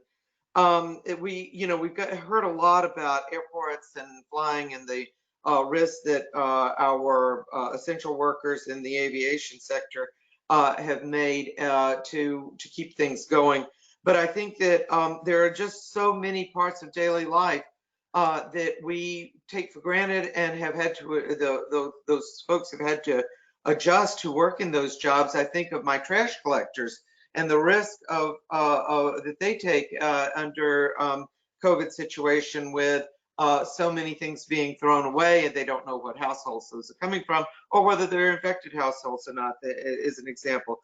Another one was I was reminded of, I'm actually speaking to you from Maine. My residence is normally in Washington, D.C., but I am up here on a trip, and I drove here, and I drove up the I-95 corridor, one of the heaviest goods movement corridors in the United States, and I was struck by the degree to which the service plazas and the personnel working to resupply truckers and commuters and ordinary car traffic and so forth had to make adjustments to their approaches to getting their job done and keep themselves safe as well as the traveling public. So hats off to all these folks. It's really impressive.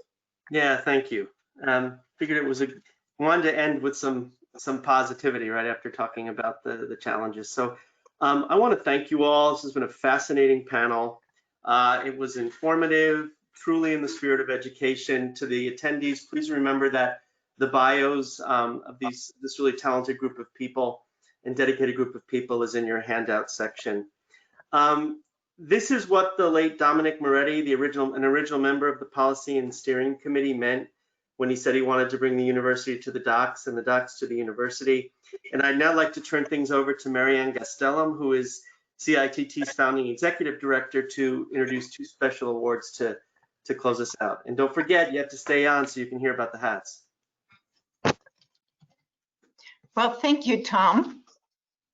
Am I on? We're hearing you, Marianne, yes. Oh, you hear me? Thank you very much. This was a very informative discussion indeed. The Venieres Harbor Transportation Club Scholarship was established to encourage men and women to pursue a career path in trade and transportation, to offer financial assistance for their training and education efforts. Among the criteria for the scholarships are a clear career objective and a plan for reaching that goal. After finishing high school, Kenya Wells started her work with a local LTL carrier in customer service. In her application, she wrote, "Logistics quickly became my passion and I decided to continue working within this industry." And so she did, in various positions of the supply chain, such as inventory, trade, air and ocean imports, inland point intermodal, and her most recent job as account executive with Houston Logistics. Kenya has gained a great deal of hands-on experience, but, she said, one of her challenges has been the lack of reliable information. And so she decided to join the Global Logistics Professional Program, knowing that good education is an essential part for her ambitious career goal. And I, for one, am convinced that she will be successful and make a valuable contribution to the trade and transportation industry.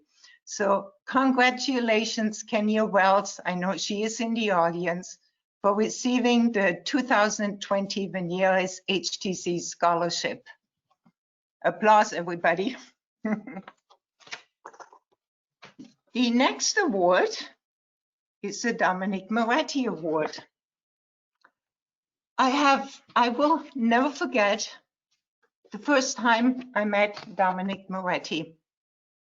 Call me prejudiced, but I expected a burly, rough longshoreman fitting for the hard work at the docks. The man who came to my office back in 1997 was a slender, about 5 feet 6 inches tall, a soft-spoken, highly educated gentleman who most eloquently encouraged my plan to make longshore labor part of the newly formed Policy and Steering Committee at CITT. The committee was committed to bringing about more collaboration between industry, education, and the community. Actively engaging the ILW was the goal of the first town hall back in February 4th of 1999. And it was named, as you heard earlier, the first annual ILWU State of the Trade and Transportation Industry Town Hall. The theme was global connectivity and collective responsibility for the future growth, economic well-being, and job security in the ports of LA and Long Beach. Attendance was expected to be low. Many on the committee could not envision longshore coming to the Cal State Long Beach. Well, every seat at the Carpenter Performing Center at the campus was occupied, with overflow in the foyer, where we had a small TV streaming the proceedings. I still don't know how Dominic did it. This has never happened before, and the response from the press locally and nationally was remarkable. For example, an article in Traffic World that was titled "Quiet Before the Storm." You should know that 1999 was a new contract negotiation year between longshore labor and the PMA. Well, the article starts like this: "It's too bad that Madeleine Albright wasn't able to attend the first ever ILWU town hall. The 3-hour event drew over 1,300 longshore and industry, and no one even mentioned the upcoming negotiations between the ILWU and the PMA. Now that is diplomacy." Now, for those who do not remember, but Madeleine Albright was the Secretary of State under Clinton. Dominic, for Dominic, the operative word was collaboration. He served as labor liaison for the ports of Long Beach and Los Angeles, and always emphasized the importance of collaboration between industry and education for the betterment of the transportation workforce. He has a unifying legacy. The town halls have continued for over 20 years, and so has Dominic's legacy. After Dominic died, the CITT established the esteemed Dominic Moretti Award to recognize someone who has exemplified Dominic in their passion and dedication to the growth of goods movement industry. Some who have demonstrated the following qualities.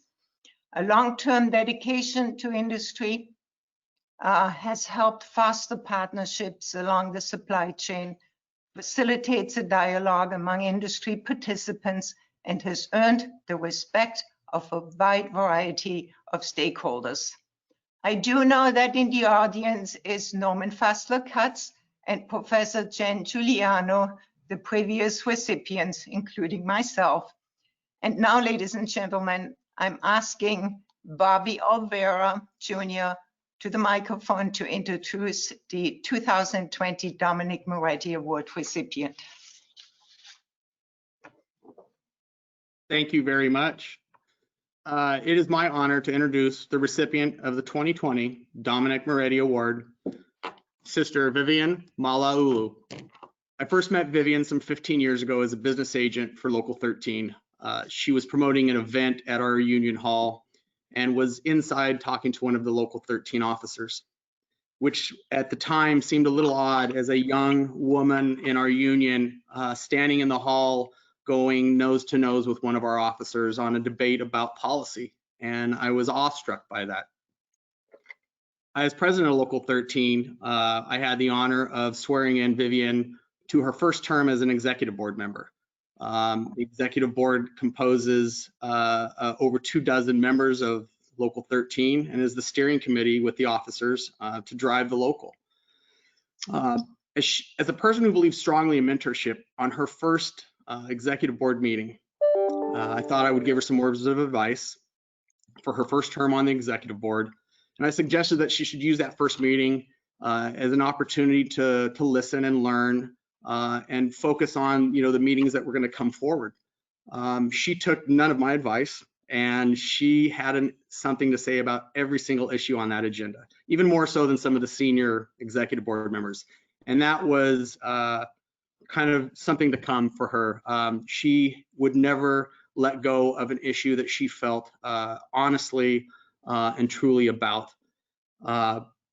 At times, Vivian and I have been on opposing sides of philosophical issues and engage in public discussions, but not once did she ever lose her demeanor or her temper. She's a persistent and steadfast union sister.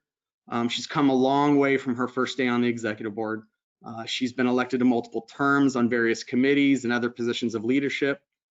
She currently acts as was elected as the ILW Local 13 Health and Welfare Officer, which means she takes care of the health and welfare benefits for the thousands of longshore workers and their families here in the LA Long Beach Harbor.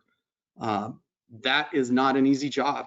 And she somehow balances that tremendous responsibility with her civic duties, her family, her church. She is a warrior who cares deeply about the membership, her constituents in the city of Long Beach, and social justice. If she feels passionately about an issue, she will advocate strongly for it. She contributes meaningfully to discussions with thoughtful insight and deliberate detail. She is a fierce debater who reasons with facts, even if her perspective is unpopular, doing so with grace and diplomacy. That is unusual in today's world, but it goes to show that she is unafraid to say or do what she thinks is right. She believes fervently in our union, in education, in our community, and it shows by how hard she works for all three. It is very fitting that Vivian is the recipient of this award because she truly does embody the qualities that Brother Dominic exemplified throughout his career as a unionist, an educator, and activist.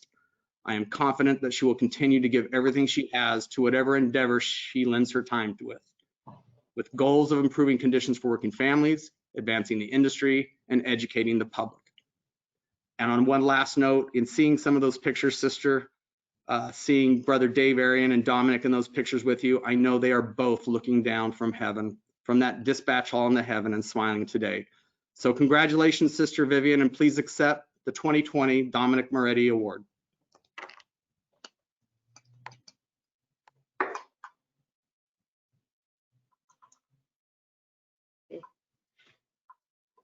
Thank you. Thank you so much. I wasn't expecting that last sentence, Brother Bobby, and he just got me a little teared up there.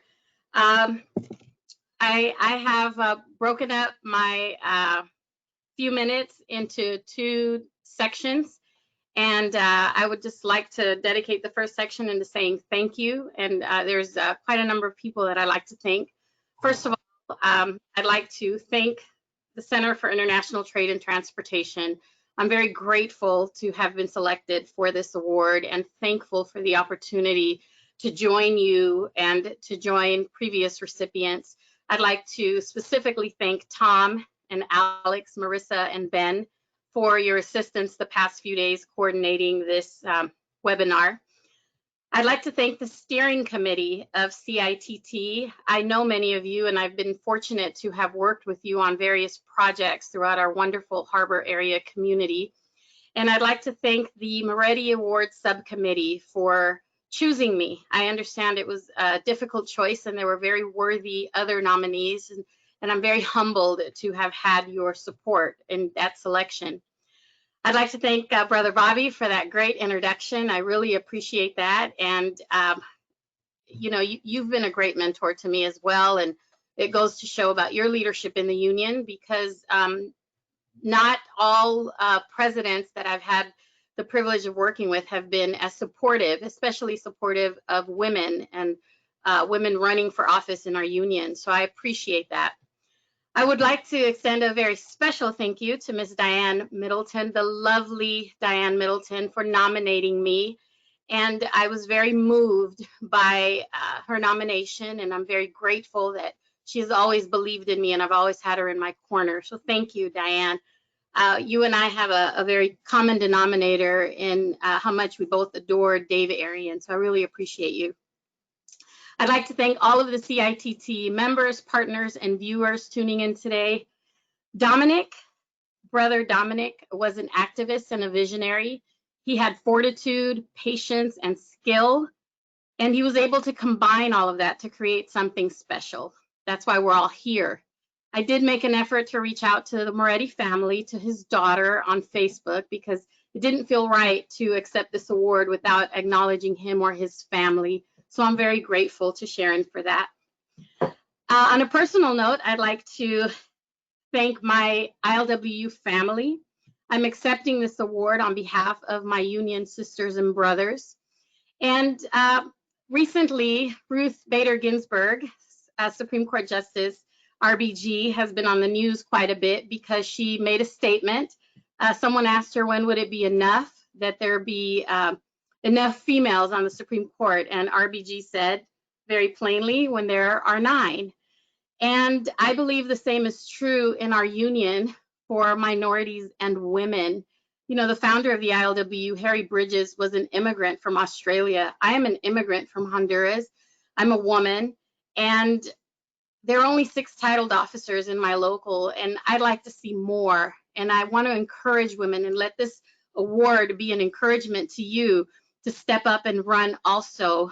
We've got 1 dispatcher that's a woman. When will there be enough? When they're all female? Because for so many years, there were so many all male dispatchers.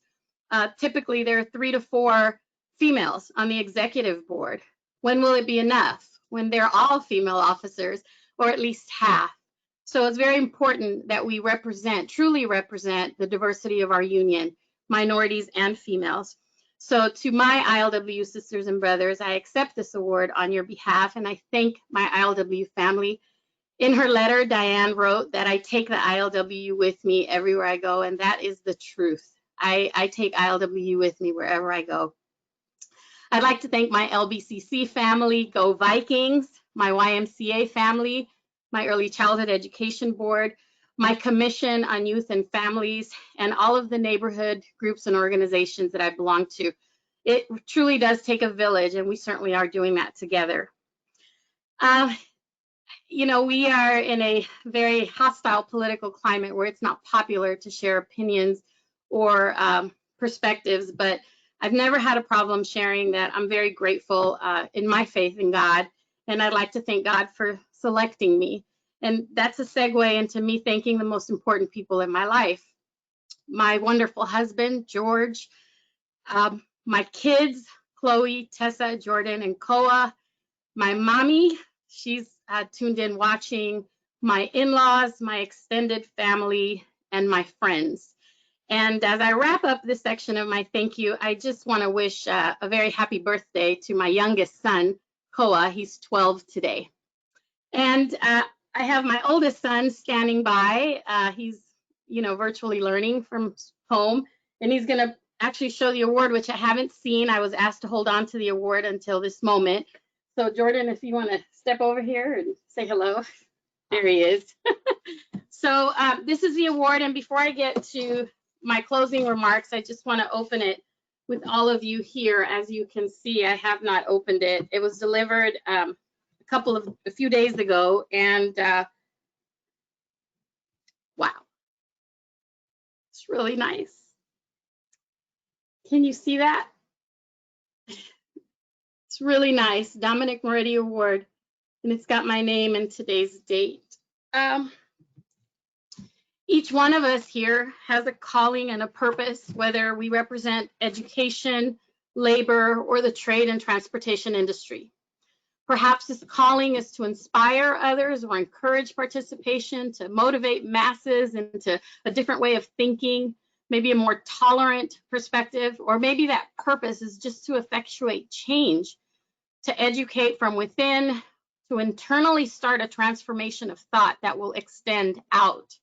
Whatever that purpose or calling is, we with CITT have a very unique platform and a following, as seen by the hundreds of viewers to today's town hall. We, that's you, me, and all of us, are able to bring in experts and novices together at the same time from academic institutions, our respective organizations, individuals, communities, and entire industries for a reason.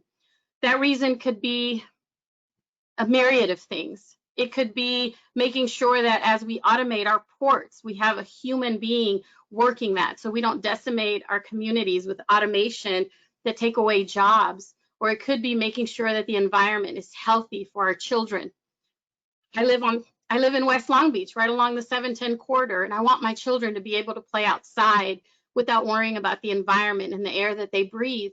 But at the same time, my husband and I both work at the dock, so we want to make sure that we still have employment, that we still have work, and that our union continues for more generations. I'm a first-generation longshore worker, and I'd like to continue the tradition with my family.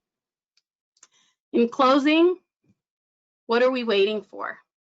Together, we can solve economic and political problems that plague our respective fields simply by focusing on the prize, just like Brother Dominic did. And I did have the privilege of knowing Brother Dominic, and I worked with him on occasion when I was a casual and first registered into Local 13. He was already a Marine clerk by then, and I was introduced to him because he too was a public school teacher like me, and we had a great conversation. He taught at Dodson Junior High School in San Pedro. I went to Dodson Junior High School. He was a university professor. I taught at a university. And we had so many things in common, and that's why this award means so much to me. That prize is all of us working together for the common goal of guiding the dialogue, the trade and transportation narrative, and in doing so, involving key players in education, labor, and the industry. Thank you once again, everybody. I am truly honored. I appreciate all of you. Be safe during this time, and everybody take care, and I hope to see you all in person very soon. Congratulations, Vivian. Great. And as you got a sense from all of the boards and committees and groups she mentioned, including the school and the city college, Vivian is truly dedicated to this community. Thank you, Marianne and Bobby, as well for your words. As we close this town hall, and I say my final comments, we're going to put one more question up. We want to know if your opinion on the overall grade you would give the supply chain has changed since the beginning of our discussion 2 hours ago. A couple of closing thoughts. This town hall will be available via a link on both the CITT and Mettrans websites after the event. That's also where you can access the video. And thank you again to Dave Kelly, Dave Pleskett, and the Advanced Media Production team for putting that together. Within an hour, you'll be receiving a brief follow-up survey evaluation. If you indicate it, we will put your name into the drawing for one of our CIT hats, and we'll send it to you whether you're in Bangladesh, Peru, or Long Beach, anywhere. And finally, again, my thanks to Alex Traver, our talented event coordinator, her amazing team, including Marissa Eide, Lexi Pitch, and of course, and Ben Olson, who was our technical guide throughout all of this. And Eleni Hala assisted as well, Natalie Reyes, coordinator our social media output. I also want to thank our team of CITT research assistants who serve under the direction of Dr. Tyler Reeb. We really have an amazing group of students, so thanks to all of our CITT team. I want to mention again that today's event is hosted by CITT, the College of Professional and International Education, Mettrans Transportation Center, with generous financial contributions from USDOT, Caltrans through the Pacific Southwest Region, UTC. Again, our thanks to the Mettrans associates and sponsors. And one more thank you to, as Vivian mentioned, our Policy and Steering Committee. This is a group that meets monthly to guide our efforts and ensure that the work of the center remains relevant. Thank you all for coming today. I hope you found the information of value. We hope to see you at next year's event, live or in person or both. Who knows? We stand adjourned. Thank you.